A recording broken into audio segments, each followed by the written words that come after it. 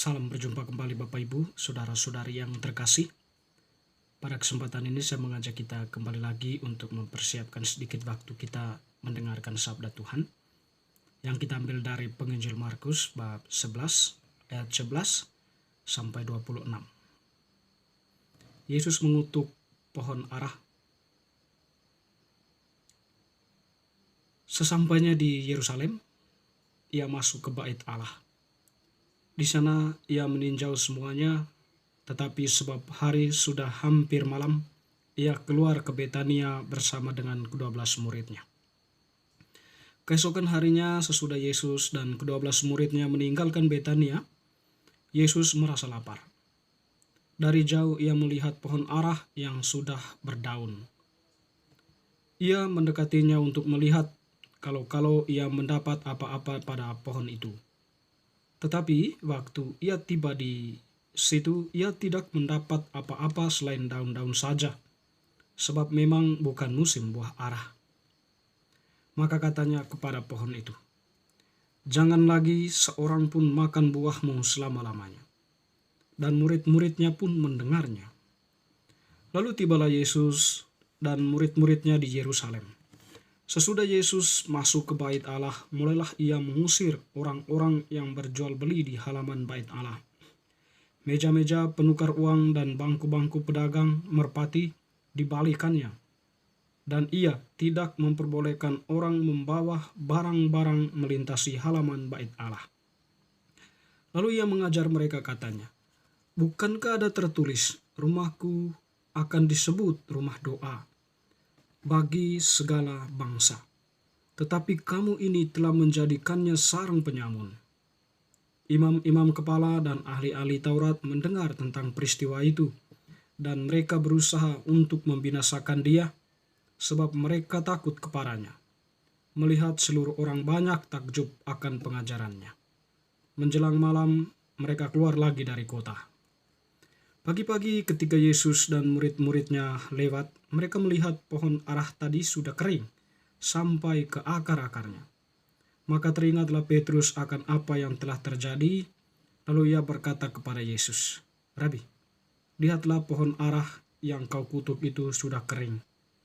Yesus menjawab mereka, "Percayalah kepada Allah.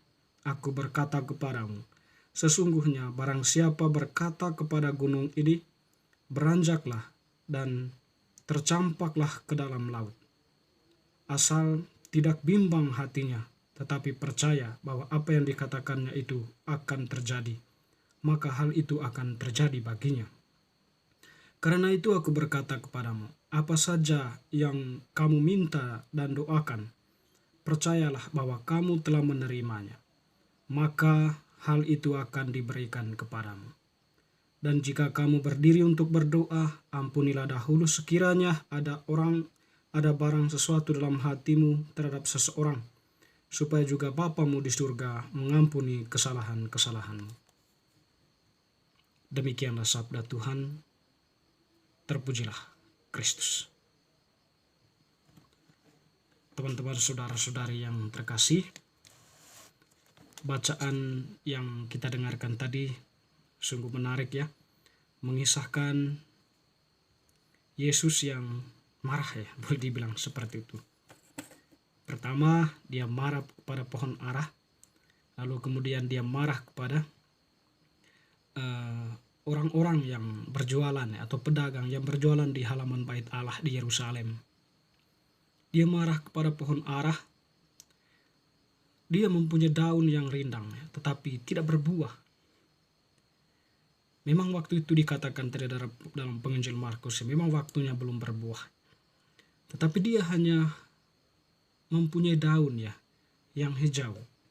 Artinya di sini dia tidak memberikan makna atau tidak memberikan sesuatu yang bergunalah bagi orang yang sangat membutuhkan. Yesus pada waktu itu lapar, dikatakan tadi itu ya. Dia lapar, Yesus merasa lapar, dan dari jauh melihat pohon arah yang sudah berdaun. Tapi ketika mendekatinya, ternyata tidak berbuah. Maka kemudian karena itu mengutuk pohon arah itu ya. Lalu kemudian ketika sampai di Yerusalem, dia melihat ada banyak pedagang yang berjualan di tengah-tengah halaman bait Allah ya, di halaman bait Allah. Yesus pun marah di situ dengan mengusir para pedagang-pedagang itu dan mengatakan bahwa kamu menjadikan rumahku sebagai sarang penyamun. Ya sebenarnya bait Allah ini adalah tempat kamu untuk berdoa, bukan untuk berdagang, bukan untuk aktivitas pasar ya. Bisa dipisahkan antara aktivitas pasar dengan aktivitas doa. Memang realisasi dari aktivitas doa itu adalah kehidupan nyata ya, atau pasar itu, tetapi tidak bisa disatukan. Kalau disatukan, makna atau sakralitas dari sebuah atau rumah doa itu sendiri, pujian itu sendiri ya tidak nampak, karena dicampur adukan dengan pemikiran-pemikiran duniawi ya, kalkulasi-kalkulasi ekonomi dan sebagainya. Teman-teman, saudara-saudara yang terkasih, ternyata Petrus ya pelan-pelan atau diam-diam mengingat semua tindakan Yesus ya, yang pada suatu kesempatan ketika mereka pulang tadi dari Yerusalem ya, harian itu nampak marah gitu ya. Dia bertanya setelah dia melihat pohon arah itu ya, Tuhan, itu Yesus, pohon arah yang kau kutuk itu ya sudah kering sampai ke akar-akarnya. Jawaban Yesus itu menarik. Percayalah kepada Allah. Kalau kamu percaya sungguh kepada Allah, kamu bisa berkata kepada gunung ini, beranjaklah dan tercampaklah ke laut. Asalkan tidak bimbang hatinya, tapi percaya bahwa apa yang dikatakannya itu akan terjadi, maka hal itu akan terjadi baginya. Oleh karena itu Yesus tadi menegaskan kembali, minta apa saja yang kamu minta dan doakan, percayalah bahwa kamu telah menerimanya, maka hal itu akan diberikan kepadamu. Dan jika kamu berdiri untuk berdoa, ampunilah dahulu kalau kamu melakukan kesalahan.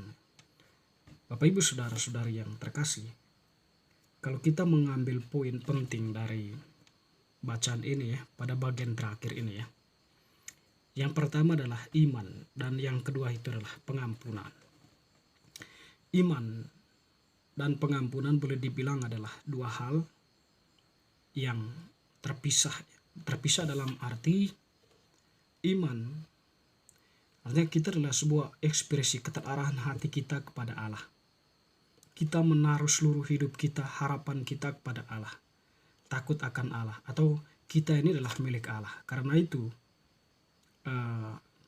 hidup kita ini merupakan anugerah Allah, dan sebagai bentuk ekspresi dari iman kita itu adalah pada pengampunan ya. Di sini bagaimana kekuatan iman itu ya? Kalau tadi dijelaskan oleh Yesus, kalau kamu mempunyai iman, kamu bisa memindahkan gunung. Ya, dengan kata-katamu saja, kamu bisa memindahkan gunung itu ke laut. Di sini kan mungkin sebuah bahasa yang memang sifatnya hiperbol ya, hendak menjelaskan bahwa iman itu mempunyai sesuatu kekuatan yang tidak mungkin, yang mustahil bagi manusia, tapi itu mungkin bagi Allah. Sebelum bacaan kemarin kita mendengar bagaimana Bartimeus ya, karena imannya dia berdoa kepada Allah, meminta kepada Allah. Ya, doanya pun didengarkan oleh Allah. Yesus meminta atau bertanya, apa yang kamu mau? Dia ingin melihat. Yesus pun mengatakan, pergilah, imanmu telah menyelamatkan engkau. Nah, itu adalah salah satu contoh orang yang beriman ya. Artinya dia percaya sungguh kepada Yesus, sungguh-sungguh percaya Yesus dapat melakukan itu, dapat menyembuhkan dia. Dan memang yang terjadi Bartimeus itu adalah mengalami kesembuhan. Nah, itulah sekiranya iman itu ya. Nah, iman itu bukan hanya kata-kata atau konsep, tapi sungguh-sungguh dihayati ya. Artinya dihayati dengan sebuah gerakan atau ekspresi kita, penyerahan diri secara total kepada Allah. Membiarkan Allah yang berkarya dalam diri kita, membiarkan Allah memakai kita untuk bertindak atau untuk melakukan sesuatu di dunia ini. Lalu kemudian ekspresi iman seperti yang dikatakan tadi adalah pengampunan, mengampuni sesama, mengampuni musuh, bahkan seperti yang dikatakan Yesus, ampunilah musuh dan berdoalah bagi mereka yang membenci kamu. Artinya kalau kamu mau berdoa, Kalau kamu mengekspresikan imanmu itu lewat doa, kalau kamu ada kesalahan dengan saudaramu, pergilah dahulu meminta maaf kepadanya. Maka Bapamu yang di surga akan memberikan pengampunan kepadamu. Dan doamu itu akan didengarkan. Jadi Bapak Ibu Saudara-saudari, pesan yang mungkin untuk kita adalah iman dan perbuatan itu harus berjalan bersama. Kalau tidak, kita akan seperti pohon ara yang tampak berbuah, yang tampak berdaun lebat, tetapi tidak berbuah, tidak bermakna, tidak berguna. Iman hanya konsep, tetapi tidak mewujud di dalam kehidupan nyata. Semoga bacaan hari ini ajakan Yesus makin meneguhkan iman kita. Amin.